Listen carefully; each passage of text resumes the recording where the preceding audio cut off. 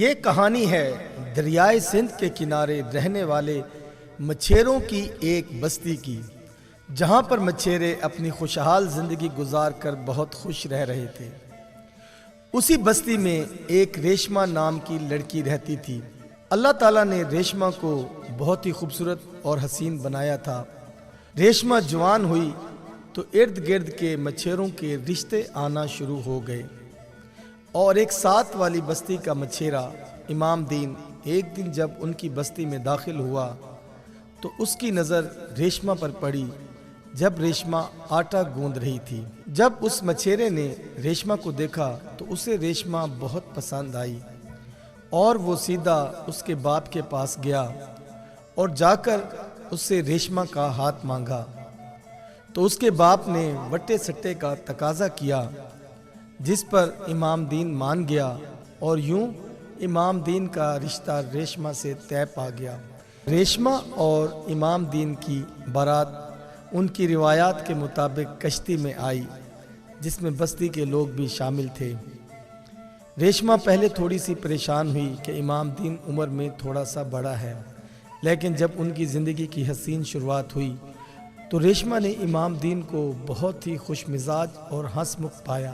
दूसरे ही दिन रेशमा ने टोकरे बुनने के लिए टोकरे का काम शुरू किया तो इमाम दीन ने उसे रोक दिया और उसे कहा कि नहीं, तुम ये काम बिल्कुल नहीं करोगी, मैं खुद काम करूँगा।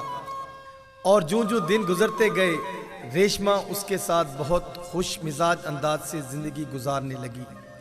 इमाम दीन जब भी कश्ती पर दरिया में मछलियाँ पकड़ने जाता तो रेशमा को साथ ले जाता। रेशमा कश्ती पर साथ बैठी रहती और इमाम दीन मछलियाँ पकड़ता और दोनों खूब हल्ला गुल्ला और शरारतें करते और इसी तरह उसे पता ही न चलता। इमाम दीन बहुत सारी मछलियाँ पकड़ता और शहर में जाकर बेच आता। एक दिन अचानक रेशमा जब घर में दाखिल हुई तो उसने देखा इमाम दीन पर फालिज का अटैक हो चुका है। रेशमा पर एक बिजली गिरी, वो ये सदमा अचानक सहम ना कर सकी और फौरन से पहले इमाम दीन को अच्छे से अच्छे डॉक्टर के पास लेकर गई और उसका इलाज करवाना शुरू कर दिया। और आखिर एक दिन इमाम दीन की जमा किए हुए तमाम पैसे ख़त्म हो गए और जब रेशमा ने देखा तो रुमाल बिल्कुल खाली था। तो रेशमा परेशान हुई कि अब क्या करूं। अचानक उसको उसके चचेरे भाई का ख्याल आया और वो इमदाद के तौर पर उससे पैसे मांगने चली गई। जब उसके चचेरे भाई के पास पहुंची और पैसों का तकाजा किया तो उसकी खौफनाक नज़रें उसके जिस्म का ताक़ुब करने लगी और वो ललचाई नज़रों से उसे देखने लगा और पैसे देने के बहाने उसने रेशमा का हाथ पकड़ लिया। जब रेशमा ने उसकी इन हरकतों को देखा तो झटका देकर हाथ छुड़वाया और पैसे उसके मुंह पर दे मारे।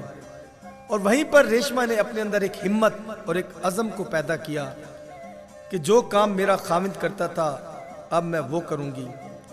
अगर उसने मुझे खुशहाल रखा और मेरी खुशी की खातिर मुझे कभी काम ना करने दिया तो आज मेरे लिए आजमाइश है और मैं अपने अंदर वो हिम्मत पैदा करूँगी जो एक औरत के अंदर होनी चाहिए और मैं किसी तरह भी अपने मर्द से कम काम नहीं करूँगी बल्कि उसके बराबर काम करूँगी। और यूं रेशमा ने वो जाल उठाया और दरिया पर जाकर मछलियाँ पकड़ना शुरू कर दी। खूब मेहनत की, ज़्यादा मछलियाँ पकड़ती और शहर के व्यापारी आते मछलियों को ले जाते। शाम को रेशमा टोकरे बुनती और खूब मेहनत करके रोज़ टोकरे बुनती और उसने बहुत सारे टोकरे इकट्ठे कर लिए। रेशमा के पास टोकरे बहुत ज़्यादा हो चुके थे। एक दिन शहर से एक व्यापारी आया और उसने आकर रेशमा के वो तमाम टोकरे मुंह मांगी कीमत पर ख़रीद लिए और रेशमा को पैसे थमा दिए। जब रेशमा ने उन पैसों को देखा तो ऊपर आसमान की तरफ अल्लाह का शुक्र अदा किया और रेशमा ने उन पैसों के साथ एक अच्छे से डॉक्टर से अपने खामिद का इलाज करवाया और रेशमा की हिम्मत और कोशिश से एक दिन उसका खामिद बिल्कुल ठीक हो गया। और यूं रेशमा की हिम्मत ने एक बार फिर उसके खामिद को नई ज़िंदगी दी और उन्होंने फिर से नई और खुशहाल ज़िंदगी दोबारा से शुरू की। ये सिर्फ़ और सिर्फ रेशमा की हिम्मत और कोशिश से हुआ। अगर कोई भी औरत हिम्मत और कोशिश करना चाहे तो वो काम करने में किसी भी मर्द से कम नहीं।